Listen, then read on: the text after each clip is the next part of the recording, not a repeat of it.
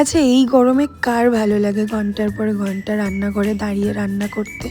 আমার তো একদমই ভালো লাগে না। তাই আমি আজকের একটা ফাঁকিবাজি রেসিপি শেয়ার করব আপনাদের সাথে।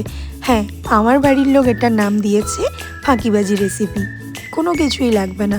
একটা মিডিয়াম সাইজের পেঁয়াজ স্লাইস করে কেটে নিয়েছি। এখানে নিয়েছি কয়েকটা শুকনো লঙ্কা, 1 চামচ সাদা সর্ষে, তার সাথে এখানে নিয়েছি 1 চামচ জিরে।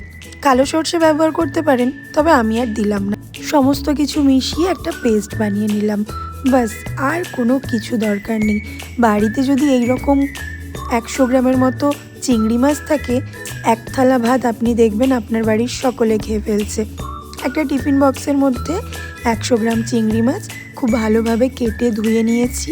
তার সাথে এখানে দিয়ে দিচ্ছি ওই পেঁয়াজ, সর্ষে, জিরে, কাঁচা লঙ্কা না, শুকনো লঙ্কার পেস্ট। এবার এর মধ্যে সামান্য পরিমাণে লবণ অ্যাড করব, যতটা পরিমাণ দরকার হবে আমি ততটা পরিমাণে লবণ অ্যাড করলাম।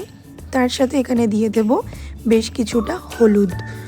বাস, আর কিচ্ছু দেব না। বিশ্বাস করুন, অনেকটা পরিমাণে সর্ষের তেল, ওই 100 গ্রাম চিংড়ি মাছের জন্য মোটামুটি 4 চামচ সর্ষের তেল দিলেই ব্যাস রেসিপি কমপ্লিট। সমস্ত কিছু ভালোভাবে মিশিয়ে নিন। মশলা আর চিংড়ি মাছ ভালোভাবে মেশানো হয়ে গেলে এটাকে ছেড়ে দিন 10 মিনিটের জন্য। আর পারলে এই 10টা মিনিট একটু এসির হাওয়া খেয়ে আসুন। যে হারে গরম পড়েছে, আমি তো পারলে প্রতিদিন একই রেসিপি বানিয়ে খাওয়াই বাড়ির লোককে। ওপর থেকে কয়েকটা পাকা কাঁচা লঙ্কা চিড়ে দিয়ে দিলাম। এই রেসিপিতে এই লঙ্কাটা কিন্তু খুব দারুণ একটা ফ্লেভার নিয়ে আসে।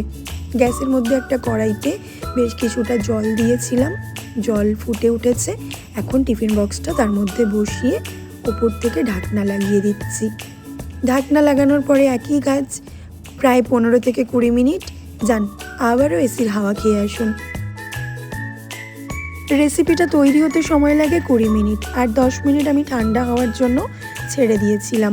এইবারে গরম ভাতের সাথে এই রেসিপিটা একবার ট্রাই করে দেখুন। বিশ্বাস করুন, আমি আজকে সকালে কিচ্ছু বানাইনি। সকালে ব্রেকফাস্টের কিছুটা আলু ভাজা ছিল, আর গতকাল বাড়িতে একটা কাতলা মাছ আনা হয়েছিল, তারই বেশ কিছুটা ডিম ছিল, সেটাই বড়া বানিয়েছি।